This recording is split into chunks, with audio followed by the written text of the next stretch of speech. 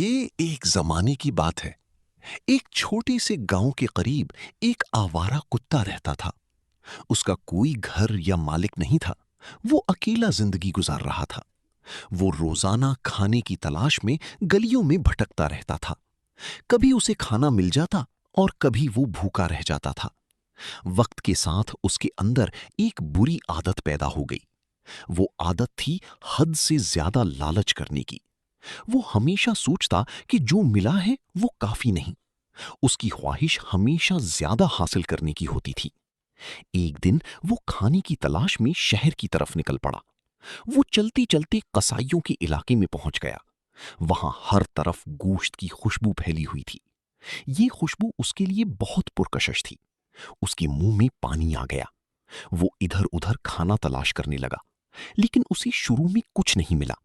वो थोड़ा मायूस हुआ, मगर उसने हिम्मत नहीं हारी। अचानक उसकी नजर जमीन पर पड़ी। वहां एक बड़ी हड्डी पड़ी थी।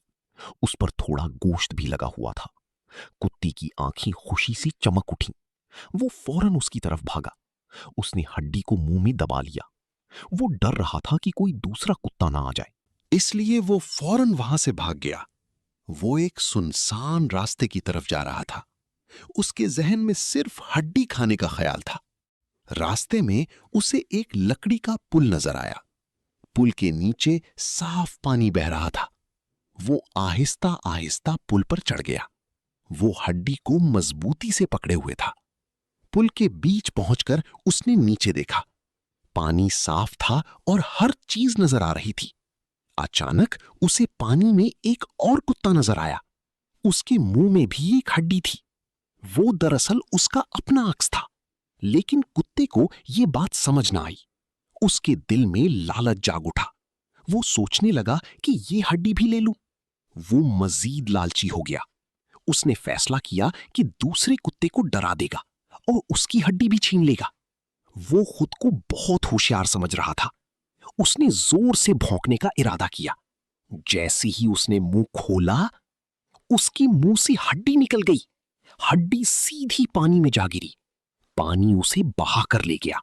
कुत्ता हैरत से देखता रह गया। उसने हड्डी पकड़ने की कोशिश की, लेकिन वो नाकाम हो गया। हड्डी हमेशा के लिए चली गई। अब उसके पास कुछ भी नहीं था। वो बहुत अफसुर्दा हो गया। वो पुल के किनारे बैठ गया। उसे अपनी गलती का एहसास होने लगा। उसने सोचा कि अगर वो लालच ना करता तो उसके पास हड्डी मौजूद होती। वो बहुत पछताने लगा। वो आहिस्ता आहिस्ता वहां से उठा और खाली मुंह वापस चल पड़ा। उसके चेहरे पर अफसोस था। वो अपनी गलती समझ चुका था, लेकिन अब बहुत देर हो चुकी थी। उसने एक बड़ा सबक सीख लिया था कि लालच हमेशा नुकसान देती है और जो मिले उस पर शुक्र करना चाहिए।